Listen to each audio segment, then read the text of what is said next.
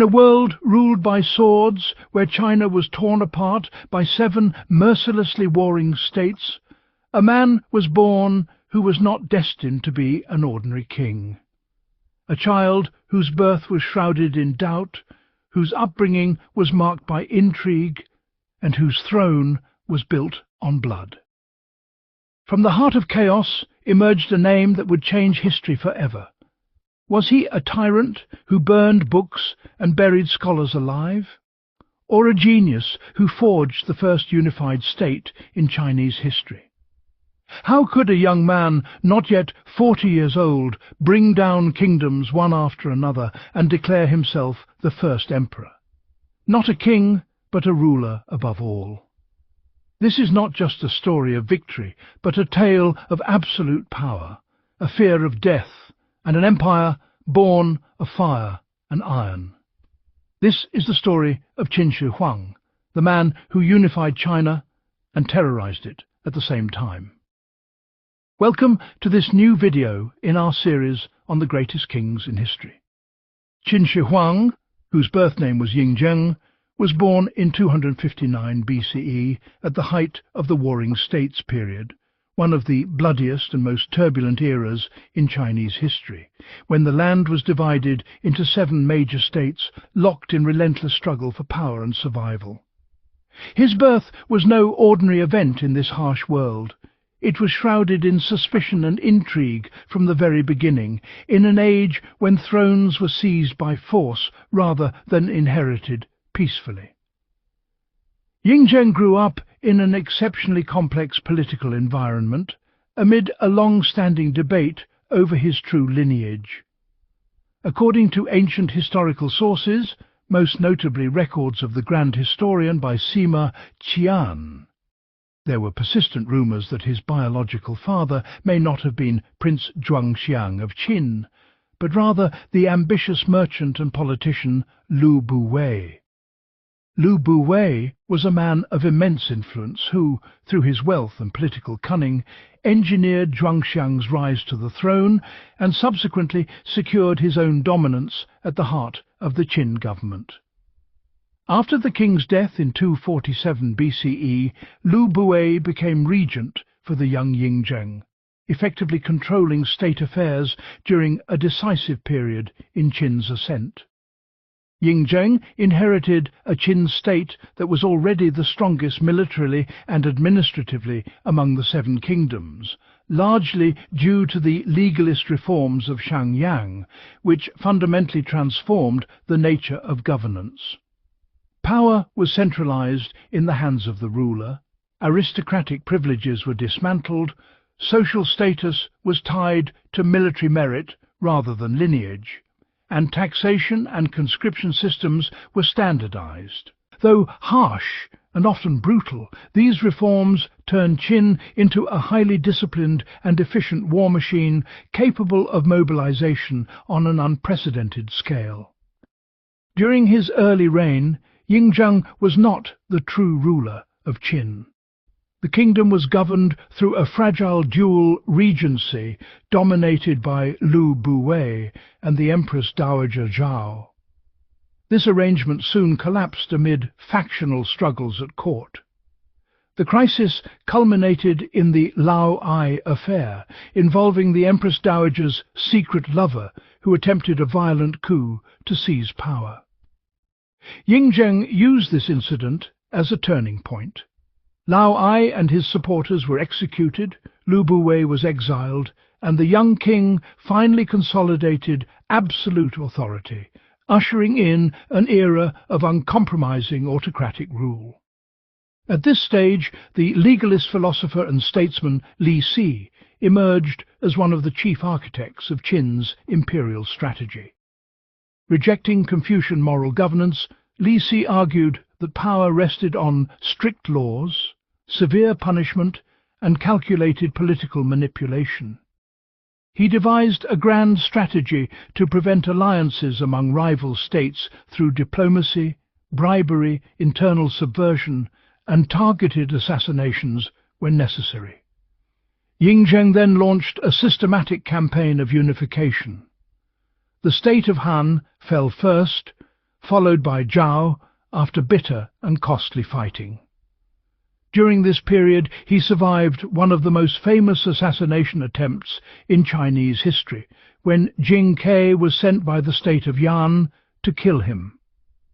Though the attempt failed, it became a powerful symbol of Ying Zheng's growing dominance. Soon after, Yan and Wei were conquered in succession. The most formidable obstacle was the vast and populous state of Chu. An initial campaign ended in humiliating defeat under the general Li Xin, who was dismissed after his failure. Ying Zheng demonstrated rare pragmatism by abandoning reckless ambition and recalling the veteran commander Wang Jian from retirement. Granted an unprecedented force of 600,000 troops, Wang Jian waged a slow, methodical campaign that ultimately crushed Chu in 223 BCE, eliminating the final major threat to unification. While Wang Jian subdued the last resistance, his son Wang Ben continued the conquest. In 222 BCE, he destroyed the remaining forces of Yan in Liaodong and captured its king. The following year, 221 BCE, Wang Ben marched south against Qi, which surrendered without significant resistance. With Qi's fall, Ying Zheng, still not yet 40 years old, completed the unification of China, ending more than a century of warfare among the seven kingdoms. This achievement was extraordinary for a man born the son of a political hostage in the state of Zhao. Though earlier rulers had laid the groundwork, it was Ying Zheng who forced the submission of all 6 rival states in less than a decade. To mark this unprecedented accomplishment, he adopted a new and entirely original title, Huangdi, Emperor, combining the mythical titles of the 3 sovereigns and 5 emperors. He styled himself Qin Shi Huang, the first emperor of Qin. After unification, the emperor faced his greatest challenge, ruling a vast and culturally diverse empire. His advisor, Wang Wan, proposed restoring feudalism by appointing imperial sons as regional kings, but Li Si vehemently opposed this, warning that feudal rule had caused the fragmentation that led to the Warring States period. Qin Shi Huang accepted Li Si's argument and divided the empire into 36 commanderies, governed by civilian and military officials appointed directly by the central government. Former aristocratic families were forcibly relocated to the capital, Xianyang, where they remained under close surveillance. To solidify unity, the first emperor enacted sweeping reforms, standardizing weights and measures, introducing a single currency, confiscating weapons from the conquered states, and melting them down to cast monumental bronze statues symbolizing imperial authority.